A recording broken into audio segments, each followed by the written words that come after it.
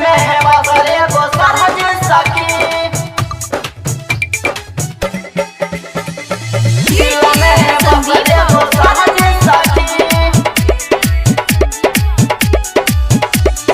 दिल में है बसल एगो सरहदी सखी, सरहदी सखी। रहे हमारो कोचिंग में है आबे संगे 10 में क्लास के पढ़ाबे, क्लास के पढ़ाबे, क्लास के पढ़ाबे। रहे हमारो कोचिंग में है आबे संगे 10 में क्लास के पढ़ाबे।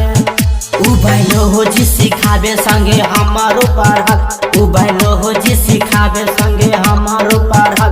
ओकरा देखिए के दिल हमर टन टन बोले, लेके आयल रहे उ अपाची सखी, दिल में है बसल एगो सरहदी सखी।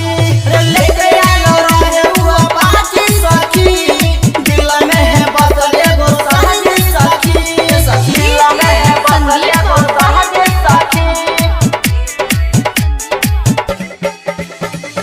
दिल में है बसल एगो सरहदी सखी, सरहदी सखी।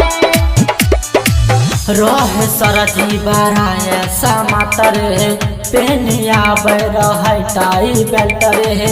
उनका सूरतिया दिलवा में धसल, यही से बुझाता कि हम बहनी फासल, हम बहनी फासल, हम बहनी फासल।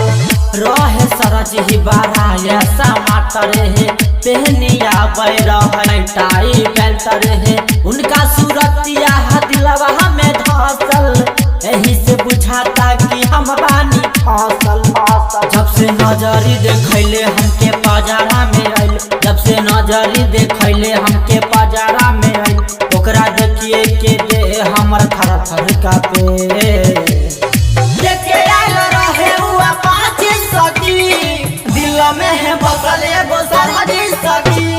लेके आयल रहे उ अपाची सखी, दिल में है बसल एगो सरहदी सखी, दिल में है बसल एगो सरहदी सखी, दिल में है बसल एगो सरहदी। ओ पता ह चलल ओकर गाँव में घर बा, गाँव के नाम बुला के पुरबा। नाम हवे ओकर संजीत सरधा, आके उड़ा देला स्कूल में गरदा, स्कूल में गरदा, स्कूल में गरदा। पता ह चलल एकर गाँव में घर बा, गाँव के नाम बुला के पुरबा। नाम हवे ओकर संजीत सरधा, आके उड़ा देला स्कूल में गरदा, स्कूल में गरदा। रहनी बेहाल नइखे मनमा